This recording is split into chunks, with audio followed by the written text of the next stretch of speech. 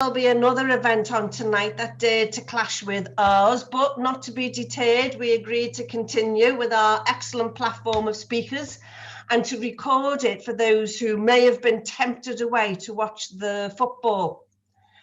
I will, however, say that we intend to finish by 7:45 this evening. And rather than reducing the speaking time of our four speakers, we are going to end the event after our fourth speaker has finished. So I hope that's okay with everybody. It does mean we won't have the questions and comments session, but if you want to put your questions or comments in the chat box or in the Q&A, then our platform of speakers will answer any that are appropriate to them as the event goes on. So unemployment and workers' rights are the themes for the discussion tonight, with a subtitle that notes creating a reserve army of unemployed is bad for the economy, bad for workers and bad for public health. So the question to be addressed is, what can we and our trade unions do to best protect workers, their families and their communities against the political onslaught? Some say we expect the worst recession since the 1930s. Some argue that issues like bullying and discrimination, intensification of work, underemployment and precarity are all bigger problems than unemployment. I fear we will face both. Figures from the Office of National Statistics highlight that the big job losses, the tsunami of job losses predicted, will fall in the private sector and more specifically in the low-paying part of the private sector. So it's workers in sales and customer services, in hospitality, and those in so-called elementary occupations like cleaners, security guards and labourers who have suffered the biggest job losses and who will suffer the most competition in finding jobs post-COVID. But of course, those private sector workers who now find themselves in the front line of job losses have also been struggling for years against the bullying, the precarity and the intensification of work that is now increasingly being inflicted on the public sector too.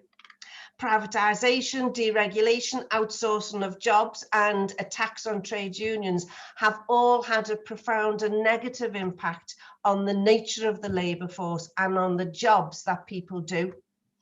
So, as we examine the failings exposed by the pandemic and remember the sacrifices made by workers, we should harness the anger and the frustration which is still palpable in our communities and contest the idea that the free market can deliver for working people.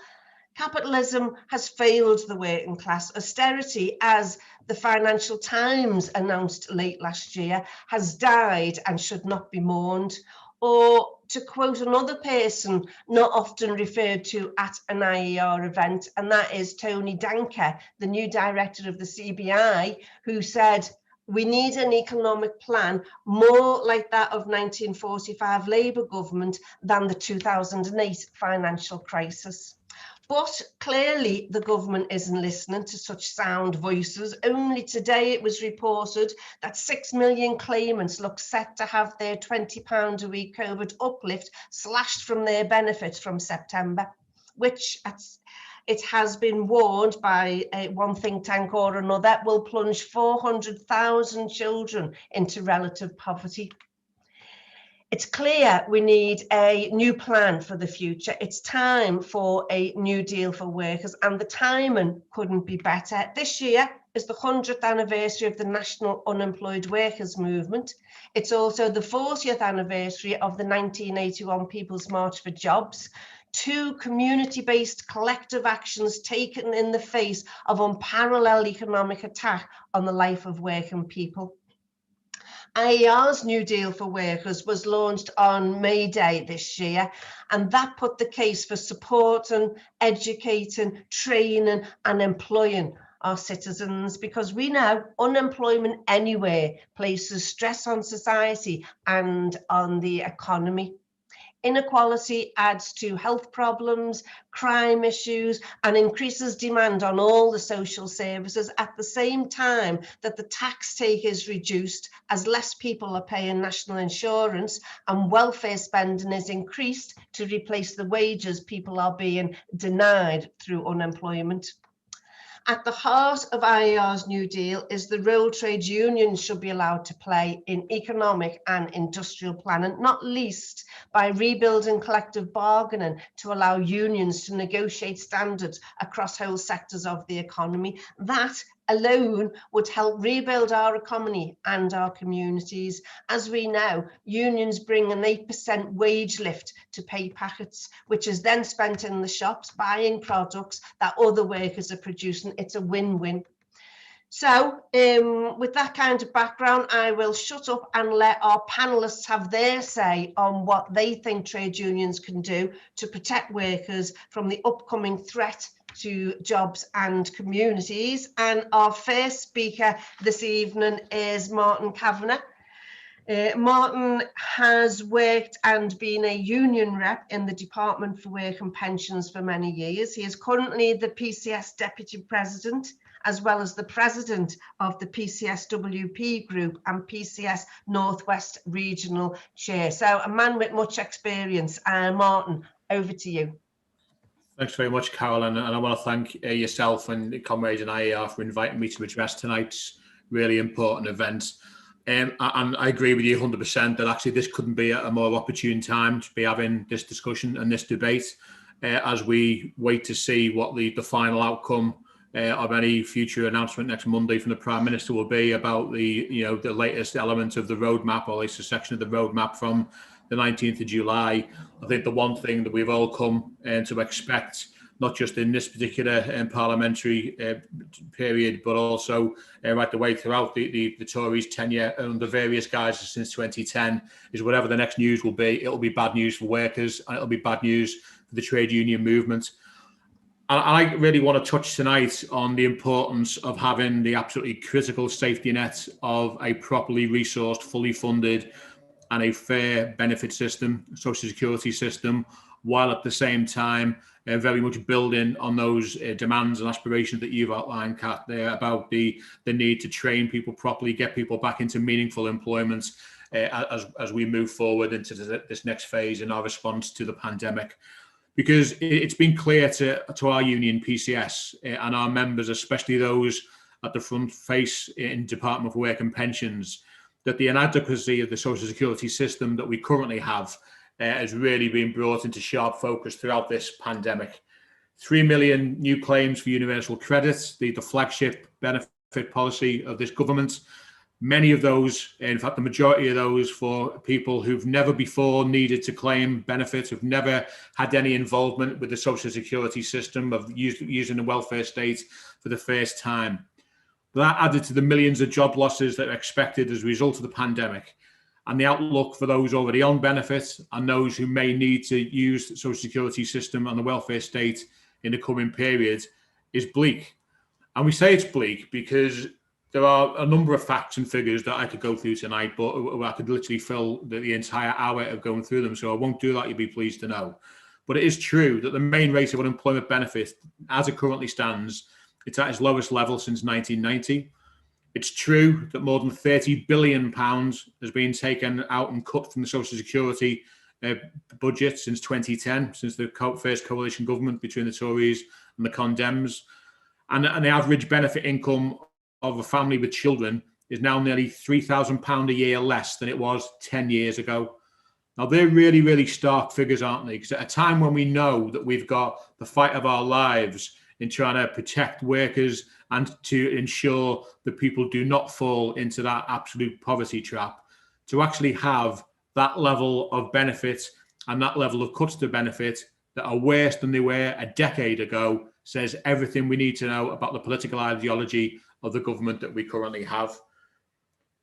That has inevitably led to massive increase in use of food banks. And it is no coincidence, is it? In fact, variety of experts and a variety of organisations have confirmed that there's a direct correlation between a huge increase in food bank usage and the massive cuts to social security and the massive cuts to the welfare state. When you consider that between 2009 and 2019, there was a 3,772% increase in food bank use. That really tells us everything we need to know about what we face in what is allegedly the 21st century. The benefit cap, the built-in 5-week wait for universal credit that is there in the system, which means people automatically fall into arrears on rent and other payments while they're waiting for that benefit to be processed. The cuts to the benefits themselves that make up universal credit, but not just universal credit, all of the legacy benefits that are being cut during that same period have plunged millions of people into poverty. And again, I could quote chapter and verse and give you all sorts of figures, but two really do jump out to me.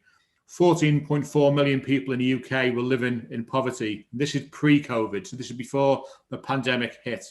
14.4 million in the UK in poverty, including 4.5 million children living in poverty.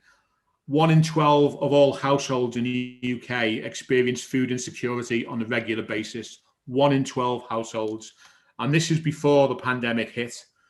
And then as the pandemic hit and the first lockdown came, we saw food bank use continue to soar. We saw, I've seen figures such as the Independent Food Bank Network, which covers over 200 food banks, saw the demand rise between 127% between May and June last year. We know that in April 2020, it was the highest recorded, busiest month ever for usage of UK food banks. And over half of those households who used those food banks for the first time, or in April 2020, were using food banks for the first time. And I would draw a direct correlation between that, the number of people using the food banks for the first time in April 2020, and the millions of people using Social Security and having to pay and claim benefit for the first time, shows that nobody, absolutely nobody, is safe from the fallout from this pandemic. It shows us that the stereotypes of benefit claimants and those who are more likely to claim benefit are out the window.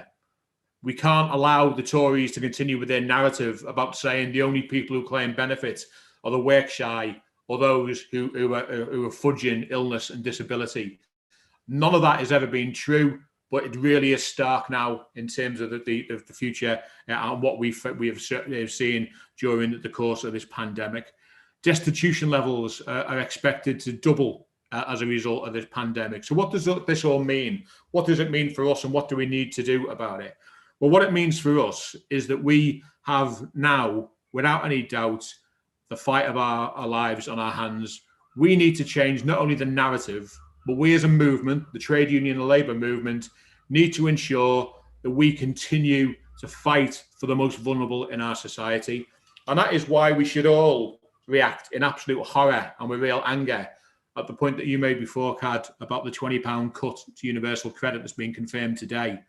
A £20 cut that will not only plunge hundreds of thousands of households, millions into poverty, but bearing in mind, it really is the clearest example yet that even when we have those who are in employment, they live so precariously close to the poverty line that a £20 drop in income can tip the balance and put people below that poverty line. That says everything we need to know about the demand, the difficulties that we face.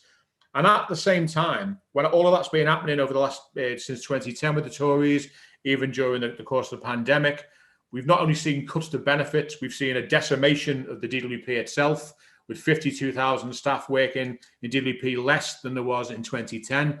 And whilst we have seen an increase in recruitment this year, with more work coaches being recruited to help on the millions of new universal credit claims, the 15,000 new work coaches doesn't even scratch the surface of that 52,000 loss.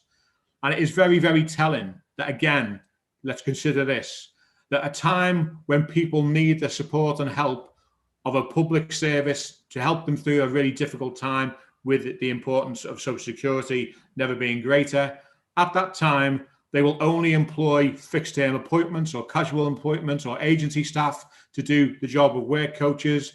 And the only permanent recruitment that the Treasury and the government have signed off is in the fraud department in DWP. Well, we all know what that means, and we all know what that means coming forward with conditionality and sanctions, etc. we can look forward again to yet more poverty being put in place on behalf of society. So I'm going to really start wrapping up now with really what we need to do as a movement in terms of demands, because there has never been a greater need, but also I would argue a greater time for us to put the argument forward that now is we need to invest in a proper social security system. And we've been calling on the government to not only increase benefit payments across the board for universal credit and legacy benefits, to remove the 5-week wait for universal credit, but we also want to see some really progressive measures put into the social security system. For example, turning advanced loans into non-repayable grants, which means that people will not have a deduction in benefit when they have to pay them back.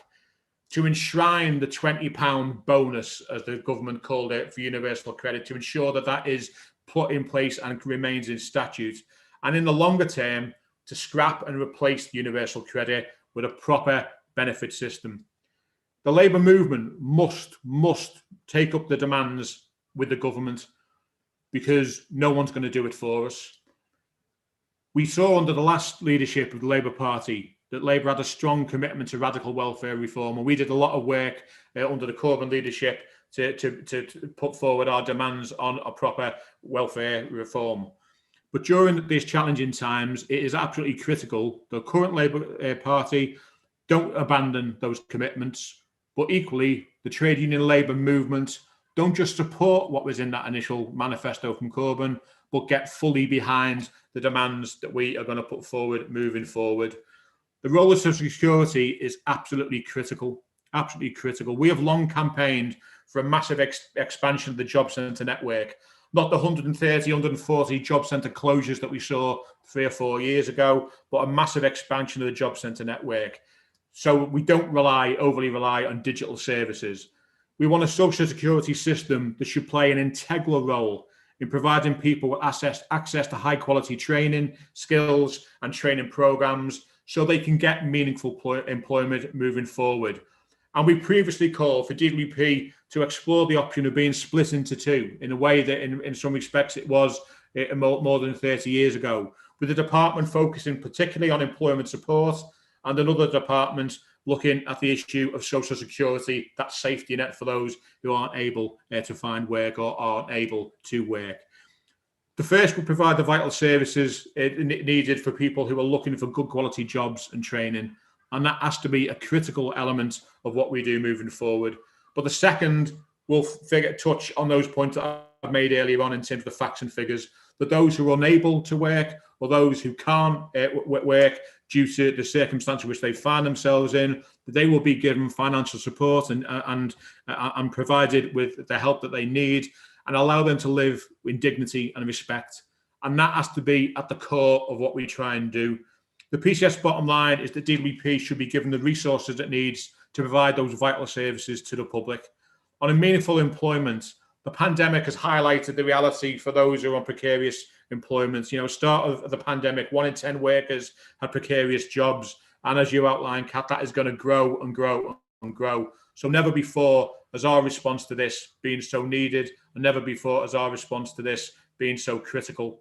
And comrades, I'll finish really with this, that we have seen time and time again that the Tories and their attacks on the trade unions with the anti-trade union legislation, the latest bill going through Parliament that will take away people's legal right to demonstrate, etc. We've seen what they think of the working class. We've seen what they think of the trade union and labour movements. They see us as enemies and they're doing everything they can to try and shut us down. Well, we can't allow them to shut us down. And the figures and discussions we're going to have tonight with the other speakers that follow me will show exactly why. Because, comrades, the working class of this country need our movement like they've never needed us before. It is incumbent on us to ensure that it's not the workers that pay for the economic fallout from the pandemic in the same way that they did at the last economic crash. Now is the time for radical action. Action that includes transformation of a social security system.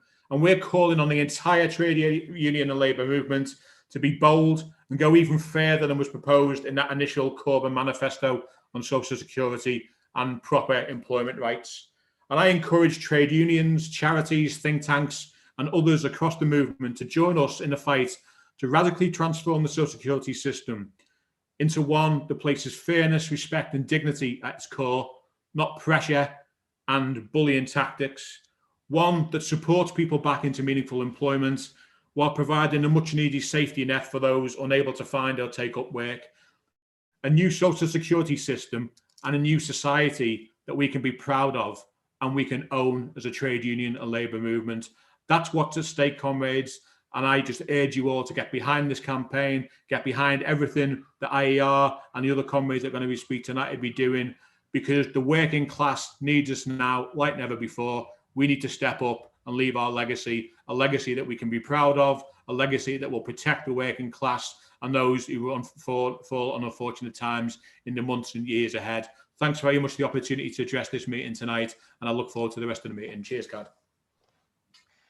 Thanks very much for that, Martin. That was excellent. It was informative, it was inspirational, and a great start, and one that can be expected from the PCS union, who always seems to be in the lead of pushing progressive politics and policies. You know, from the coalface, the troubles facing people that your members have to service. So thank you very much for that. And it's not just you and your members who understand that. If I remember correctly, the UN Special Rapporteur, in his report on extreme poverty and human rights in the UK, when he wrote about the UK, he said, for almost 1 in every 2 children to be poor in 21st century Britain is not just a disgrace, but a social calamity and an economic disaster all rolled into one. So, you know, we're on the right side in terms of fighting for all those policies that you've just said we need to do.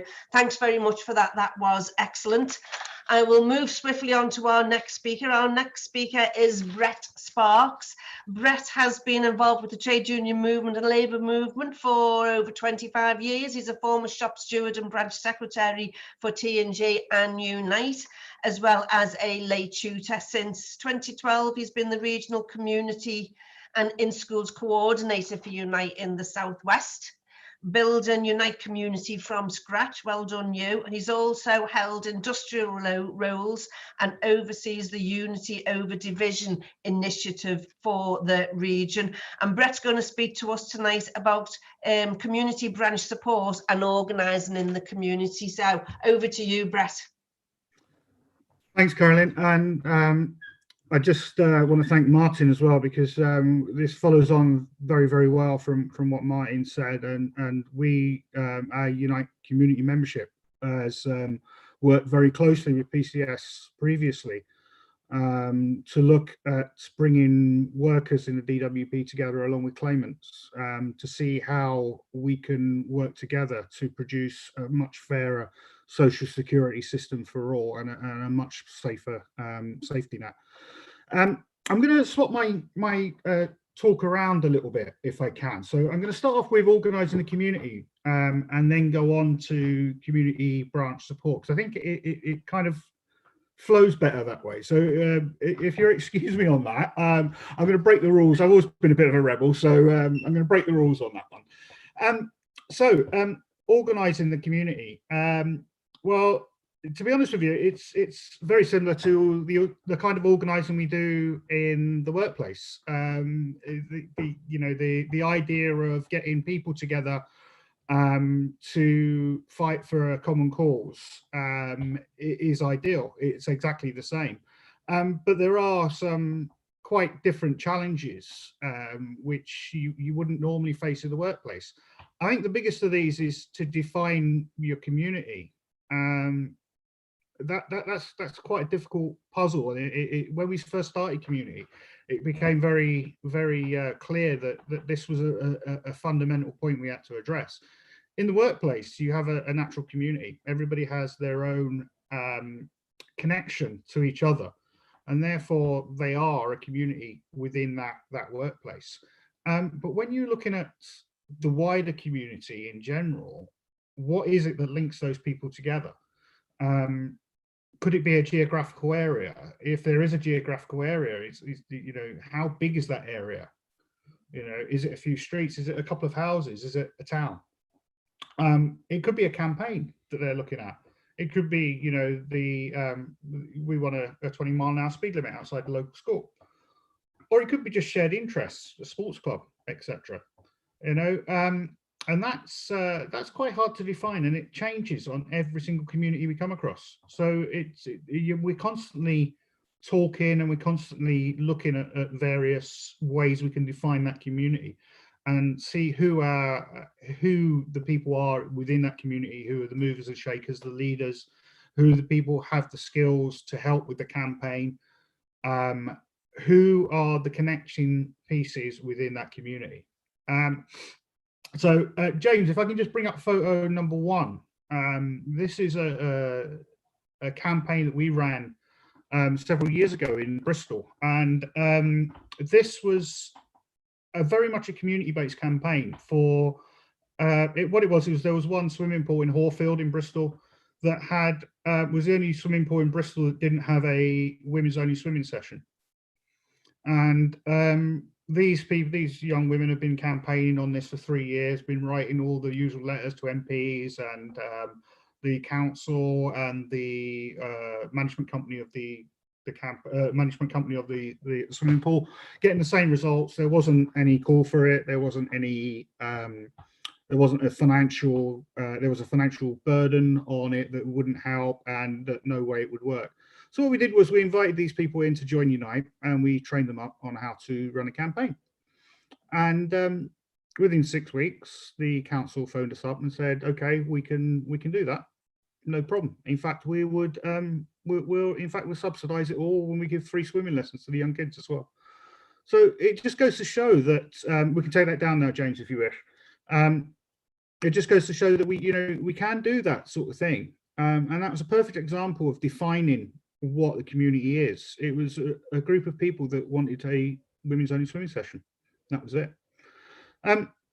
Developing your organisation, again, this could be a small group of activists, as in that local campaign. It could be a larger campaign involving different groups. It could be a branch based on a geographical area, or a national or regional campaign team.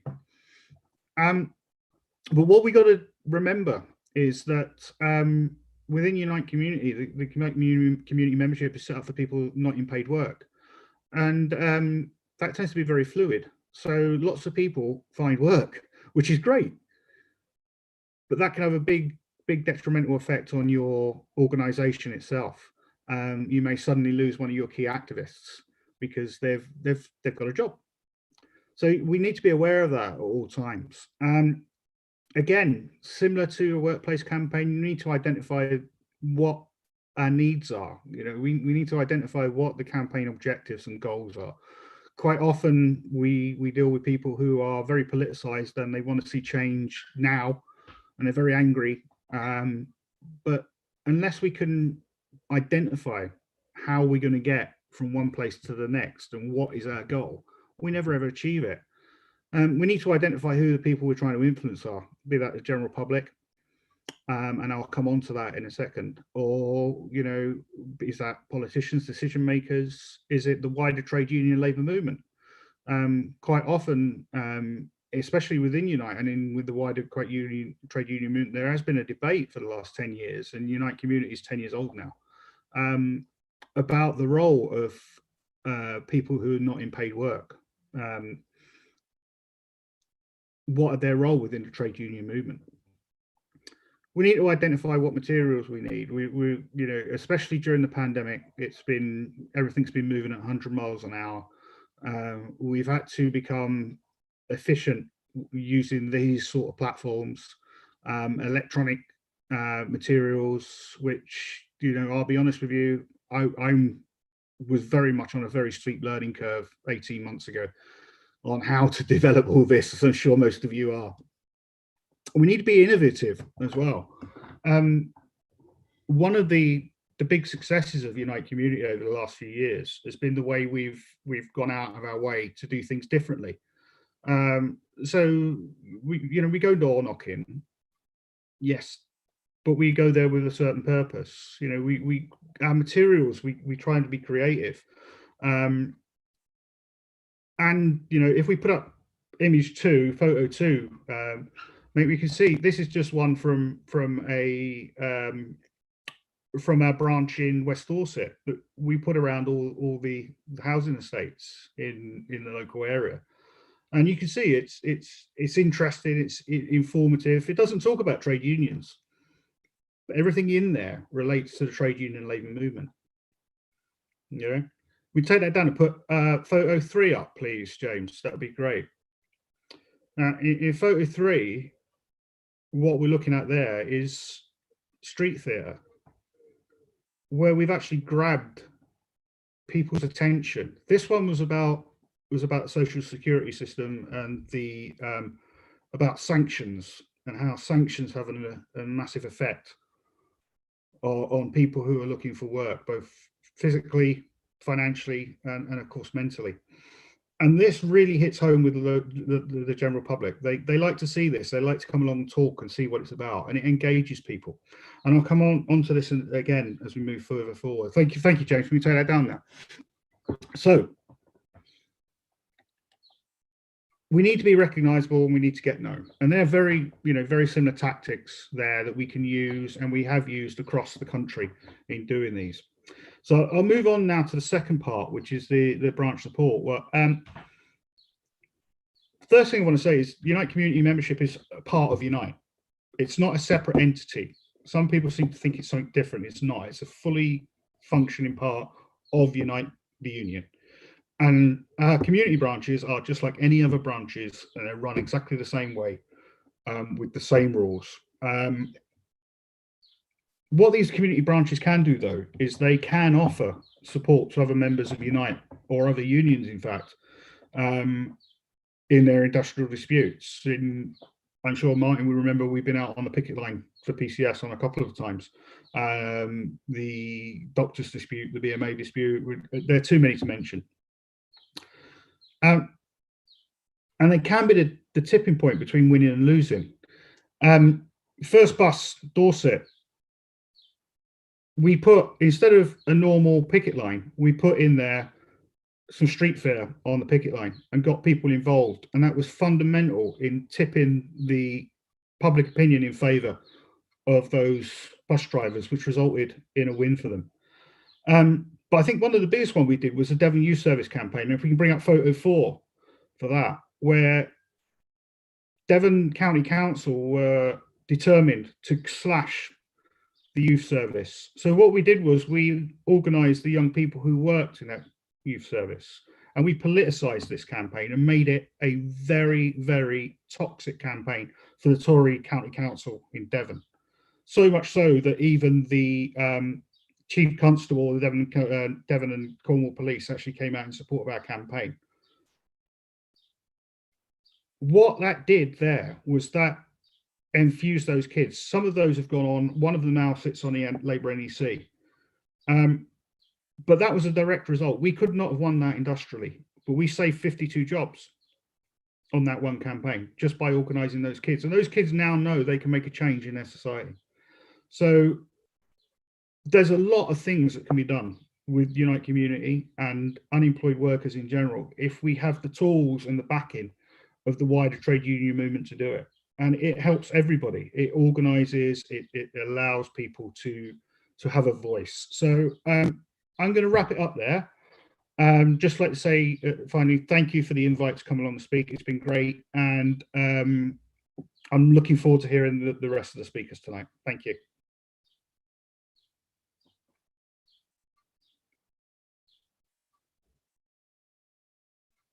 Can't hear you, Kat. Sorry, missed me button. Can you hear me now? Can you hear me? Yeah. Okay. Thanks for that. Sorry, don't know what happened there. You'd think I'd know Zoom by now, wouldn't you? But yeah, that was a great overview of the possibilities and of community organising. Great.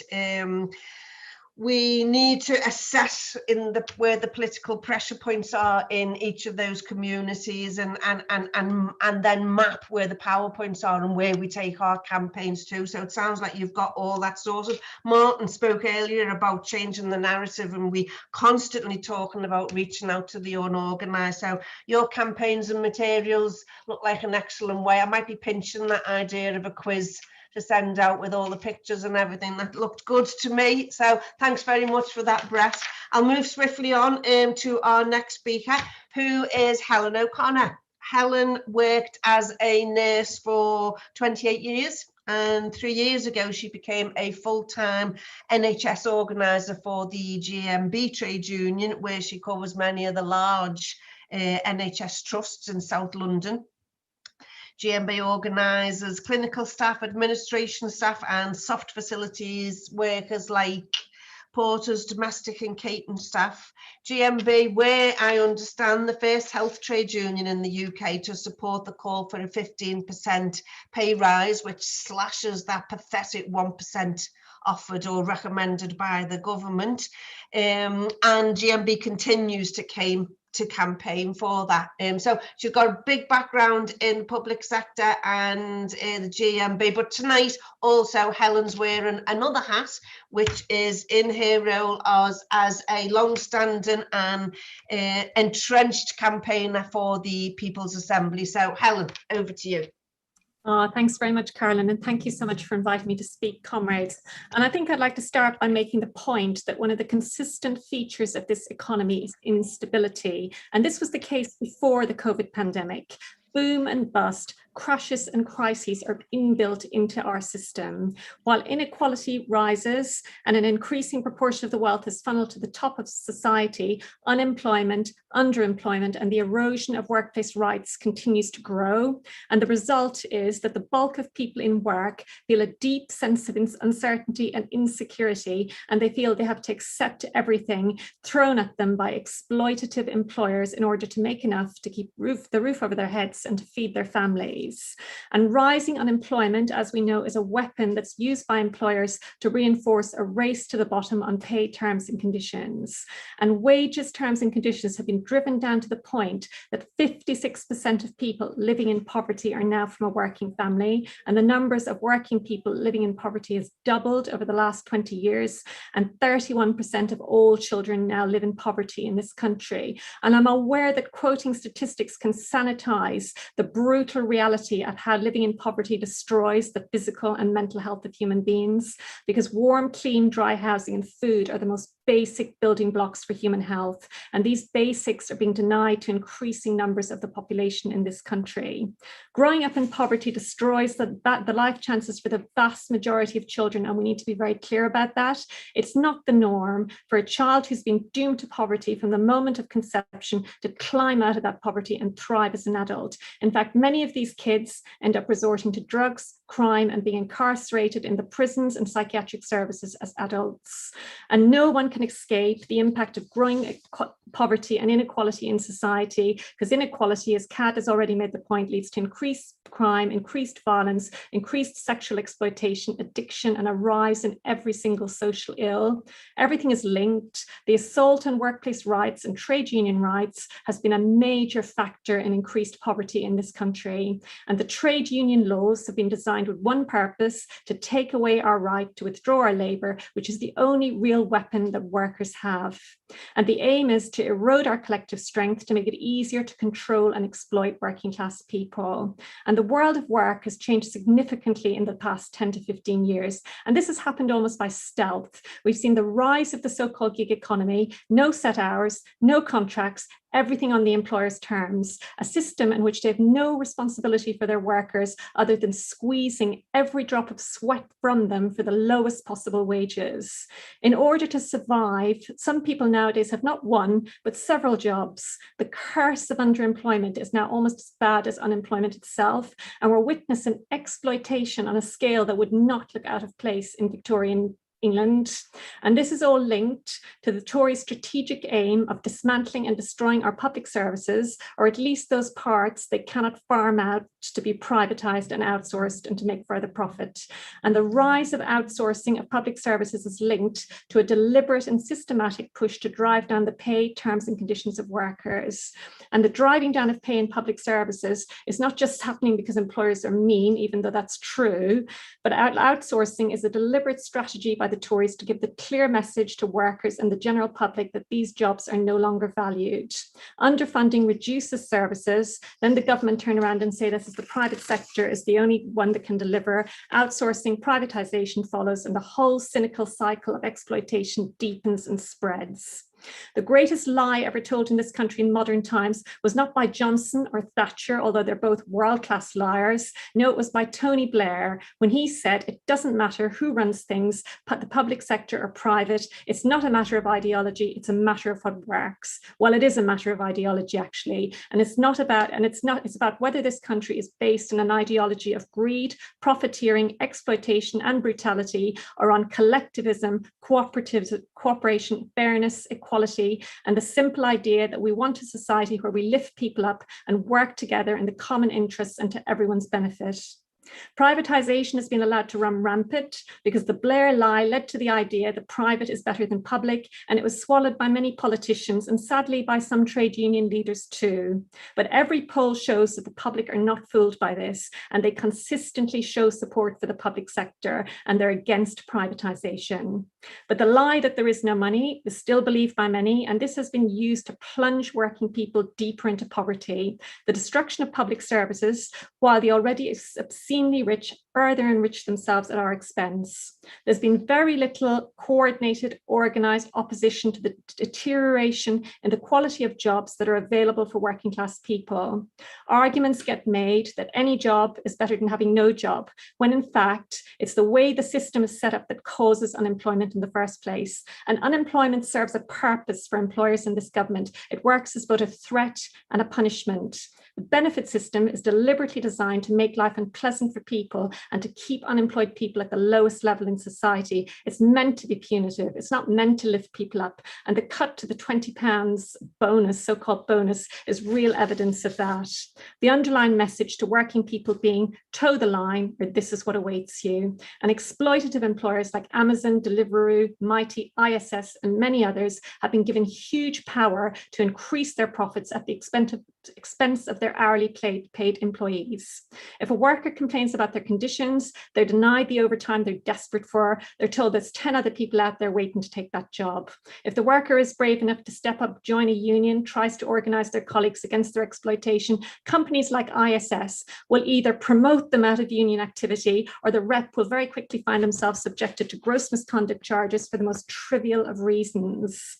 The daily exploitation of workers is largely hidden from view. I myself worked in the NHS for many years alongside domestics, porters, and others who'd been outsourced, and I had little idea that they didn't enjoy the same rights as directly employed NHS staff, actually. I didn't realise it was possible for an outsourced hospital worker to be off sick and not to be paid at all, or that so many new starters have to work different jobs in different hospitals to pick up enough hours to make ends meet, or that hospital outsourced workers can't even rely on getting paid in full for the hours that they work. And the development of the multi-tiered workforce is the inevitable result of private companies driving down pay terms and conditions. So it's possible for people to actually be doing exactly the same work for totally different rates of pay. And deteriorating pay drives experienced workers out of public services, which then sets up these services to fail and to be softened up for further asset stripping via privatization. The fragmentation and casualization of work caused by the gig economy and outsourcing in particular presents us in the trade unions with organizing challenges. It's far harder to get unity across the workforce an issue like pay when terms and conditions are so different. These employers are aggressively anti-trade union and deliberately use union busting methods to break solidarity. Examples include offering inducements to good reps, isolating and moving good workers' leaders away from the workforce, bullying and harassment, constant threats of disciplinary action, and this all creates a climate of fear. And deliberate efforts are made to change the shift patterns, cut the break time, so there's no opportunities for workers to come together, show solidarity with each other, and organize themselves properly into a trade union. And imposing impossible workloads and unreasonable time pressures exhausts workers, so they find they're unable to find time for trade union activity or to get involved in the wider union and political activity. And it's the workers who are in the most need of having strong trade unions in their workplaces who are up against the biggest barriers to achieving it. For example, migrant workers who can't speak English fully, or workers who are disabled. These are the workers who are targeted for the worst forms of exploitation. And we have the new fire and rehire tactic. I say new, but it isn't really new at all. And this is a return to the worst type of exploitation. And there are appeals to Tories to outlaw it, but why would they? It's exactly what they want. Their intention has never been clearer. to turn this country into a low-wage, no-rights economy, a tax haven for the super rich, and a cesspit of brutality and exploitation for every ruthless employer. And we're entering into a period in which the Tories want to drive home the advantage for the rich and put the rest of us in our place. So we must now fight like never before, as other speakers have said. Our demands must be clear, they must be understandable to workers, to the unemployed, and to everybody in society. And there is one demand that we must place right at the forefront of our movement now, and that is the right to full employment. This was once a principal demand of our movement, and it must be a demand once again. We cannot allow the fear of unemployment to stop workers making demands to have pay they can live on. We cannot accept a situation where unemployed workers are pitted against workers and vice versa. Of our trade unions, we must demand action and campaigns to stop this onslaught, and we must build coordinated collective resistance and industrial action to oppose the attacks in the public sector, or else all of our services be gone or damaged beyond repair within a generation. We must organise together. I speak on behalf of the People's Assembly tonight. We organised a big demonstration in London a week ago, and let me finish on this point. What was so inspiring about that demonstration was seeing the trade union banners, the left and other activists, the young people, the pro-Palestinian marchers, the Black Lives Matter activists, etc., all together as one. And the People's Assembly have organised another big mobilisation for the Tory party conference, which is in October the 3rd to the 6th, and there's going to be a big national mobilisation on the 3rd of October for that. So we're appealing for absolutely everybody to organise within your unions and your branches to make a big show of force of that. The Tories may be arrogant, they think they're on a roll, but deep down they're scared. They know they won't get away with their exploitation forever, and it's our job to organise in every workplace and every community setting to make sure that they don't. Thank you. Brilliant. As ever, thank you very much for that analysis of the economic and political situation. That was excellent, Helen. Thank you very much. And of course, there were exploitation faced by workers. You reminded us that Blair said it's what works. Well, it doesn't work, and that's the problem with it. People can see things falling apart around them, and they're getting angry and demanding more, which is why I think the policies from the government are getting increasingly draconian, trying to stop people having the ability to go out on the street and say what it is that they think. So we'll have to keep an eye on that one as well. You also spoke of the case of underemployment, and that takes us neatly on to our next and final speaker, who is Tony Burke. Tony Burke is the Assistant General Secretary of Unite the Union, covering manufacturing, transport and a whole lot of other areas. He's been a full-time union official since the early 90s. He's president of the Confederation of Shipbuilding and Engineering Unions, vice president of Industrial Europe, and EC member of Industrial Global. He's a member of the TUC General Council and Executive Committee, and is currently the TUC's lead spokesperson on employment and trade union rights. He's a member of the Labour Party National Policy Forum and chair of the Campaign of Trade Union Freedom. I don't know why you found the time to go to work, Tony, but I know that you do, and you work very hard now. Tony is going to talk to us about how we might redistribute wealth and working time to help the cause against unemployment. So over to you, Tony. Well, thanks, Karen. Just looking at the clock on my computer, I won't be long because I know you all want to rush off in order that you can sing the national anthem with the England players. I just want to talk, Cad, on one aspect of the work that I'm directly involved in, and you touched on it there, and that's the Confederation of Shipbuilding and Engineering Unions, which is a trade union body made up of Unite, the GMB, Prospects and Community. It's been moribund for many, many years, and we have a new General Secretary. He's not exactly new, but he's the General Secretary, Ian Waddle, and I'm the President. And we have a very excellent Executive Committee. And we're now getting what is called the Confed up and running again. And there are a number of campaigns that we are running, some very practical ones. And I won't go into the detail, but one of them is about safe breathing. People who are welders taking on welding fumes, which can cause cancer. That's going to be a big campaign for us. But the biggest campaign, and CAD is helping us with this through the Institute of Employment Rights, is working time, shorter working time. And I note the heading there is cushioning, creating a cushion for of unemployment one of the key issues is we all know that after the pandemic, and it will not be an end for quite some time, there will be a whole question of people's working time, working flexibly, working in different ways, different patterns. And the other thing is the onslaught of artificial intelligence. It used to be called Industry 4.0. But we all predicted, trade unions, employers' organizations, academics, educationalists predicted that artificial intelligence digitization would accelerate joblessness, that people will be pushed out of work because robots and artificial intelligence will take over their jobs. And there's lots and lots of papers been done on this. The thing about the pandemic, it's accelerated that as well. So, of course, we've seen a massive growth in people working directly from home or remotely, and there will be significant changes. And so the CSEU is going to embark on a campaign that goes back to the 1990s of what was called a Drive for 35. And the campaign was to reduce working hours. Now, that campaign was very successful in the engineering industry. And it was successful because the workers themselves, our districts and the shop stewards, ran the campaigns to drive down working time. At the end of the day, the average secured was 37.5, but we have got factories and companies where our members have secured 35 hours. At Bentley Motors, for instance, in Crewe, our members work a 35-hour week, and Babcock, and a number of other areas. And what we're campaigning for, with the Institute of Employment Rights helping us, and the Alex Ferry Foundation, which has the money from the old 35-hour week campaign, to draw up plans and particularly research into shorter working time. Now, I will say, Cad, that we hear a lot about a 4-day week.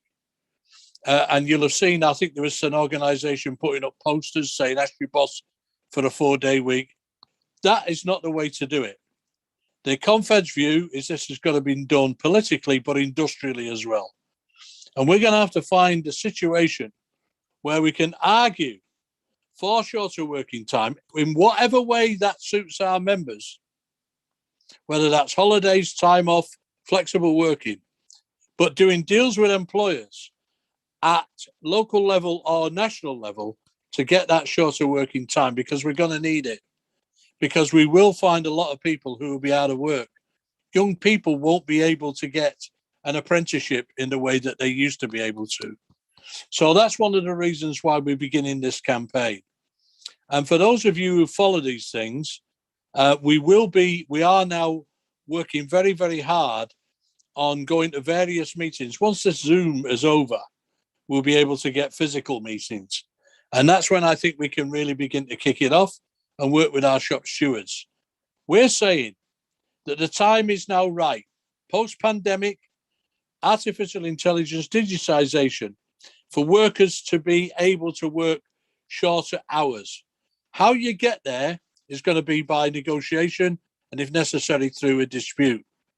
And we've got lots of examples where shorter hours have been achieved in UK industry, and that's the research that Strathclyde University are doing for us. So there's lots of ways to do this. Some of them are quite complex, but as I keep saying, I've been hanging around with our members for long enough to know that the one thing they are good at is finding ways not to go in work, because they can organise a shift pattern better than anybody. You ask our members to organise a new shift pattern that gives the boss better productivity, and they'll come up with it. And so we're going to do the homework on this, and we're going to make sure that we have a campaign. It won't happen overnight. We're not going to be able to turn people around, and we can't kid people. It will be a fight. But if we don't do it and push for shorter working hours, longer holidays, flexible working, when will we ever be able to? In Germany, as many of you know, they've already got a 28-hour week, which is down to individuals to decide whether they want it or not. And it's a 2-year window. My view is that in the metalworking industry, they will use that to drive through. And they already have a 35-hour week in Germany, don't forget, and 6 weeks holiday, to drive through to take account of what is going on. So, Cad, it's just coming up to kick-off time. Thanks very much. I've enjoyed the contributions tonight. That's just one issue. But you will see the work that we're doing in the Confed. On that, collective bargaining, trade union rights, all the rest of those things, hopefully with the support of the Labour Party. I know we'll get it because Keir Starmer told me yesterday at the National Policy Forum he'll be supporting us. So we shall see. Thank you very much and enjoy the match. Thanks very much for that, Tony. I'm glad to hear Keir's on our side as well. I won't hold my breath. I want to see the plans first, but I'm sure you'll be pushing them all the way to making sure that what was good in the 2017 and 19 manifestos will be good enough for him as well. So great. Thank you for that. Sorry that there's no time for questions and discussion. Thank all our speakers were excellent tonight, brilliant. I don't know why people would rather watch football than come here, because this is just great. So thank you very much for joining us. It will go out as a follow-up, so more people will be able to see it. It's been great hearing your ideas, hearing your arguments, and can I just thank as well, before we go, Sarah Glenister and James Harrison, my colleagues, who I think both of whom would probably like a shorter working time as well, because they run so many of these events behind the scenes for us so often. So thanks to them, thanks to the speakers, thanks to whoever joined us, and we'll see you again in the future.